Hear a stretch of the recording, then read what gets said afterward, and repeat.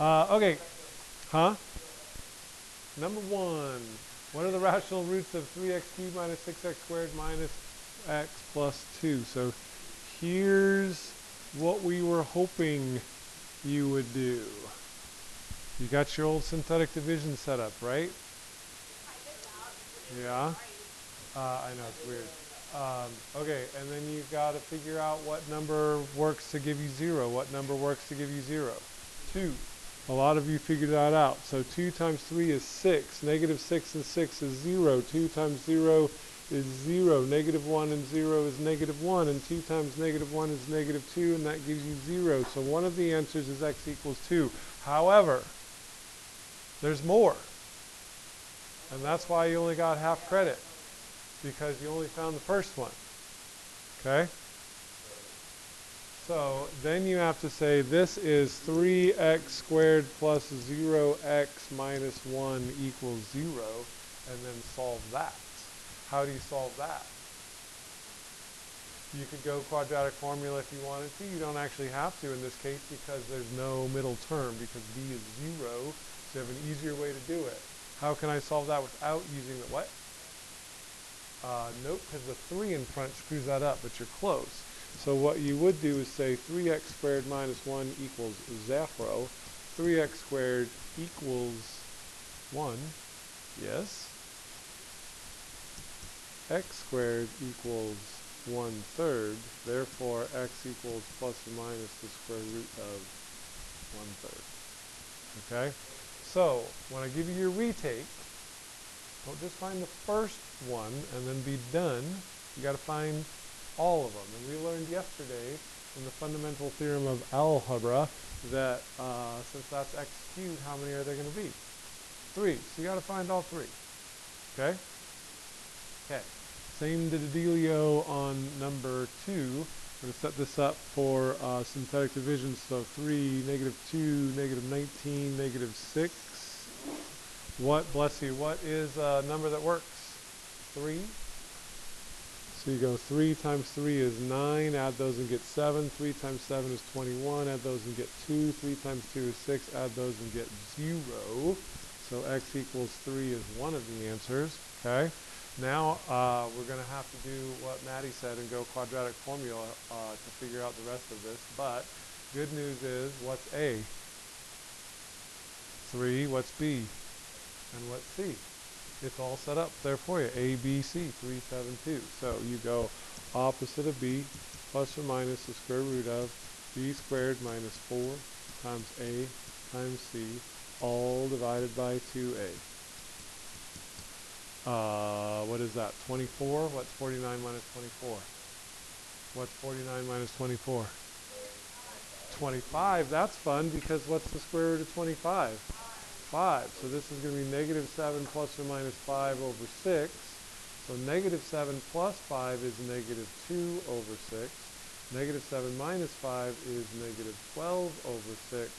So that actually works out to be negative 1/3 and negative 2, which you could have found using synthetic division from the very beginning. Or maybe some of you found negative 2 doing this process, and then you would do the quadratic formula and you would get negative 1 and 3. Either way, you got to find all 3. Okay? Make sense? All right, so those were challenging. I will give you that. Good morning. Hey, Josh. Nice to meet you. I'm Mr. Aldrich.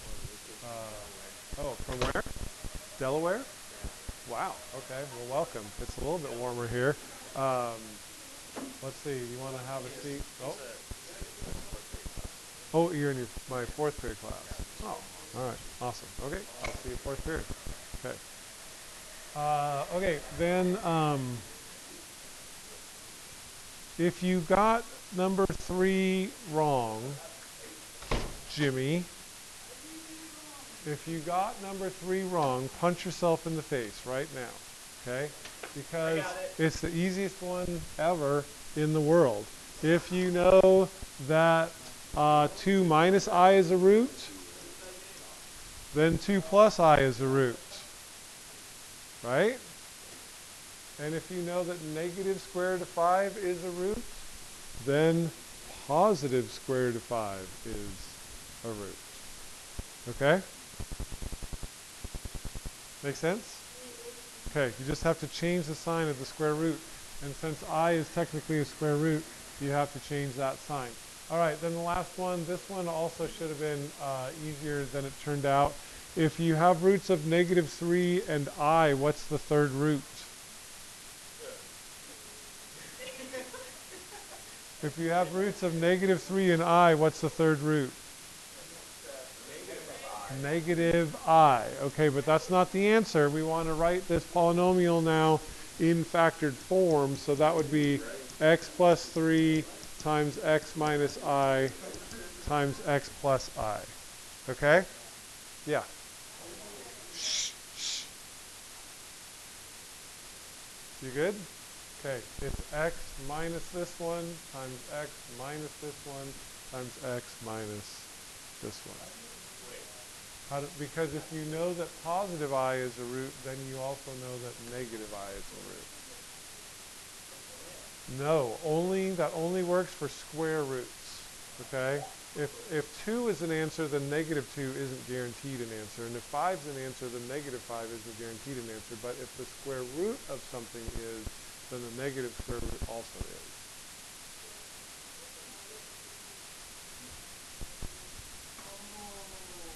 Why in 3 what? Because I is the square root. Okay.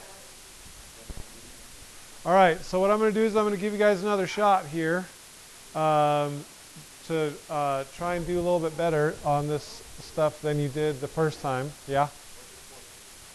Same class. So, what? Yeah, it's Luke is in that class, yeah. Okay, so will you guys separate yourselves or get a cardboard barrier and let's go around again? Is it coming from the speaker? That's weird though. Okay. Oh, what do you know? Kate, did you have any questions from yesterday's? No? I got Gabby. Any questions? No? Jimmy? Questions? 30 which? 30? Yeah, you missed out on an easy dojo point.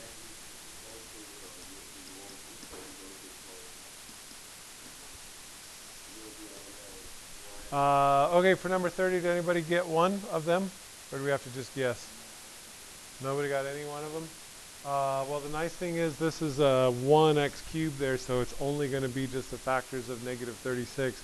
The bad news is that's a lot of them, plus or minus 1, plus or minus 2, plus or minus 3, plus or minus 4, plus or minus 6, plus or minus, let's see, 9, plus or minus 12, plus or minus 18, and plus or minus 36. Okay, so many of you have commented there must be an easier way. This is 2, 4, 6, 8, 10, 12, 14, 16, 18. That's 18, bless you, numbers that we would have to try. Okay? That would take a really long time. Do you guys have this written down somewhere? Well, I guess it doesn't matter. Here's the easier way. We can get a head start on figuring out what this is going to be by taking a look at the graph. So if it's x cubed minus 4x squared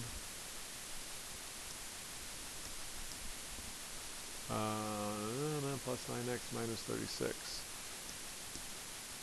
And if I take a look at the graph, what am I looking for on this graph to help give me a start?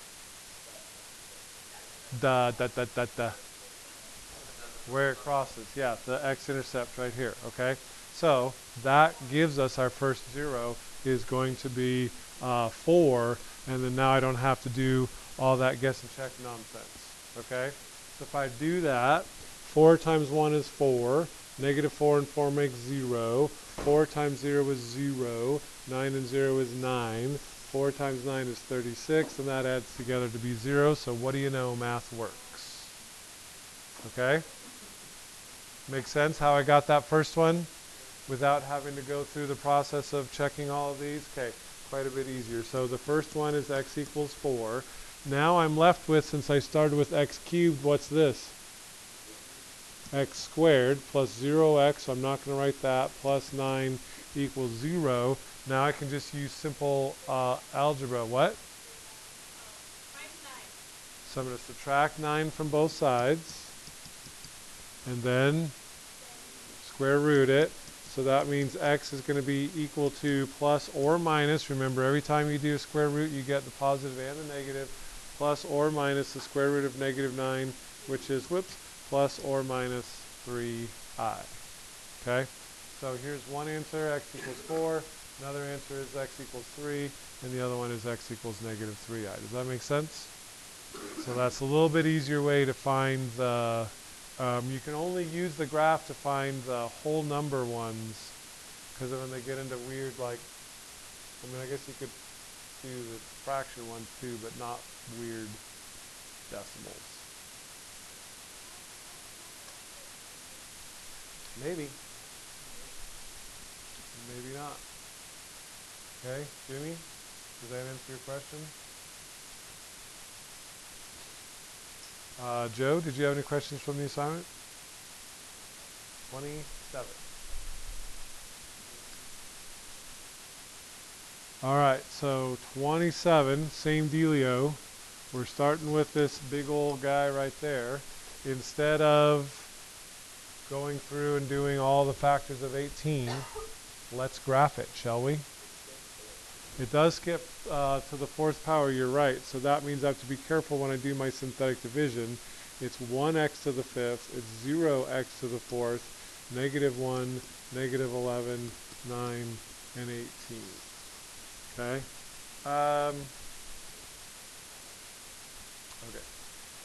So if I graph this, x to the 5th minus x cubed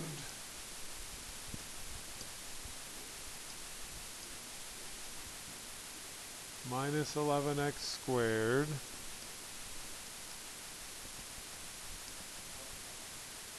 plus 9x plus 18. Okay, so now we get, that's not a thing. Did I type it in wrong? X to the 5th minus 11x cubed minus 11x squared. Nope, got that right.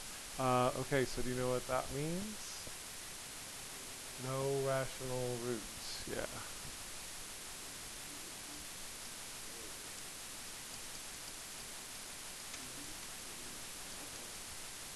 That seems wrong to me. Okay. Yeah. Ty, did you have any questions from the assignment? No? No? Okay.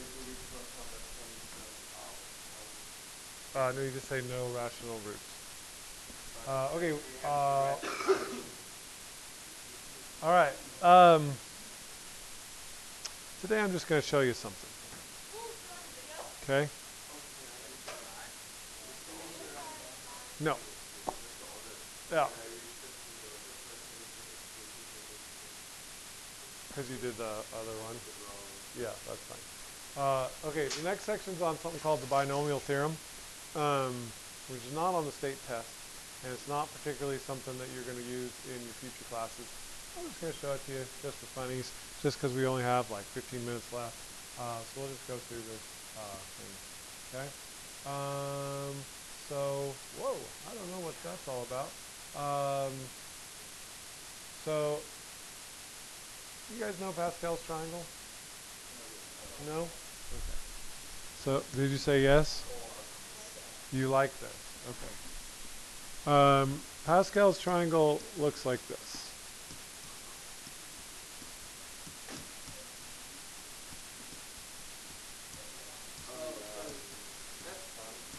Okay, you guys know this? Okay. Someone whose name is not Maddie, can you tell me what the next row would be? 1, 6. Oh, 15, 20, 15, 6, and then 1. Okay. Someone whose name does not start with an M, can you tell me what the row after that would be? 1, 7, 21.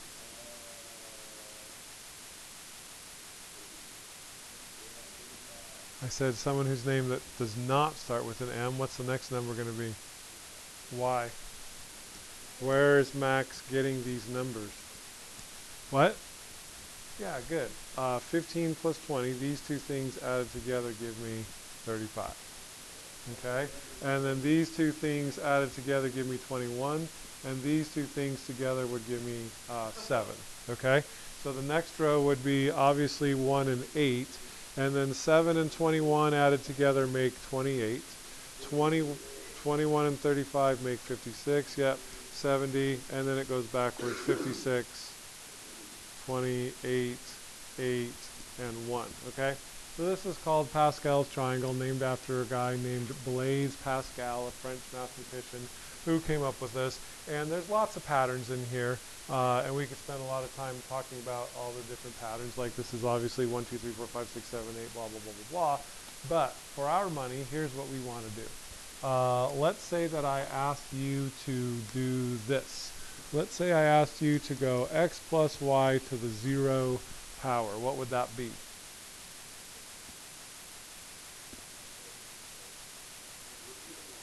One. Anything to the 0 power is 1. What if I said x plus y to the first power? What would you get? X plus y. And I'm going to write this in a weird way. I'm going to go 1x plus 1y. Okay? Then what would happen if I said x plus y to the second power? Well, now you've got to FOIL that out. So if you go x plus y times x plus y, you get first times first is x squared. Outside times outside is xy. Inside times inside is another xy. And last times last is y squared, right? Am I speaking gibberish, or are you kind of with me here a little bit? Okay, what do these two things combined then to give me? 2xy.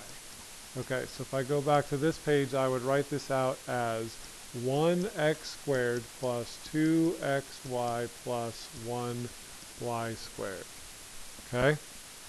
Does anybody recognize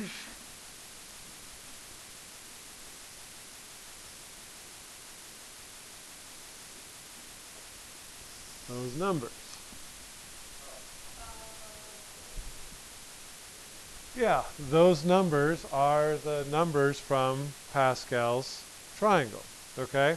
So, what the binomial theorem says to us is that we can use Pascal's triangle to expand binomials without doing all the math. Okay? So the next one would be what? The next one would be 1, 3, 3, 1. And then I have to figure out what thingies go there. So what is it going to be? 1 what? X cubed plus, what is this one going to be? X squared y. Okay. Then this one is going to be xy squared. Good. And then this last one is going to be y cubed. Okay?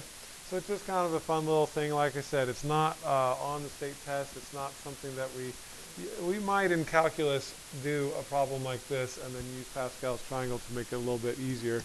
But mostly it's just kind of a fun pattern thing. So just to make sure you guys got it, what would the next one be? What's x plus y to the fourth? 1 x to the fourth plus 4, because 1 and 3 make 4, x to the third, y, and then plus 6, because 3 and 3 make 6, x squared, y squared, good, plus 4 again, x, y, yep, to the third, plus finally 1 y to the fourth. So we didn't really talk about where the exponents come from, but here I'm starting with x to the fourth, and then the next one's going to be x cubed, then x squared, and then x, and then the y's are the same thing but go backwards, y, then y squared, then y cubed, and y to the fourth. Okay, so that's where those come from. So if I was going to learn you that from the section, yeah, see, I don't want to do this with you guys, because if it says a plus b to the 6th power, I have to go all the way to the 6th row of Pascal's triangle, 1, 6, 15, 20. So check this out, 1, 6, 15, 20, 15, 6, and 1. What's the first thing going to be? A to the 6th, and then I'm just going to write these in, then this is going to be a to the 5th, a to the 4th, a to the 3rd, a squared, and then a. And then what's this one going to be? This is going to be plain old b, and then this one's going to be b squared plus b to the 3rd plus b to the 4th plus b to the 5th plus b to the 6th, okay? So one thing that you might notice to figure out the exponents is the exponents always add up to the original power. So this is 6, that's 6, 5 plus 1 is 6, 4 plus 2 is 6, 3 plus 3 is 6, 2 plus 4 is 6, 1 plus 5 is 6, and 6 is 6. Okay, thank you. But the reason why this gets a little bit wacky is because if you throw a number in there instead of just a variable, so if you have 3x minus 2 to the 5th power, well, we have to go to the 5th row of Pascal's triangle. So that is 1, 5, 10. So 1, 5, 10, and then 10, 5, 1. Now, instead of just being x to the 5th power, it's this whole thing to the 5th power. So it's 3x to the 5th. And then I would have a 3x to the 4th. And then I would have a 3x to the 3rd, and a 3x to the squared, and a 3x. And then here I would have no 2's, but then here I would have 2 to the 1st, 2 to the 2nd, 2 to the 3rd, 2 to the 4th, and 2 to the 5th. And then anybody have any guesses what happens because now this one is negative? Then the sign's going to alternate. So the first one is plus, then this is minus, then plus, and then minus, and then plus, and then minus. So to figure out what this would actually equal, I have to figure out what 3 to the 5th is. So I would have to go 243x to the 5th minus 3 to the 4th is 81 times 2 is 162 times 5 is Lord only knows. Okay, so then it comes out to be this big honking crazy mess. All right, but you can do it. It's a thing, but it's not a thing that I'm going to make you guys do. Okay.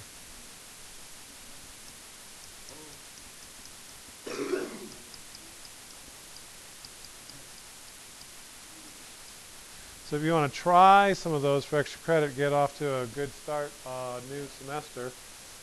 Maybe you didn't do very well on your quiz, you could use a little extra credit. Go ahead and take a look at some of those. You don't have to do all of them, but see what you can do. But this is not something that I will require you to know for a test or a quiz or something like that. Okay?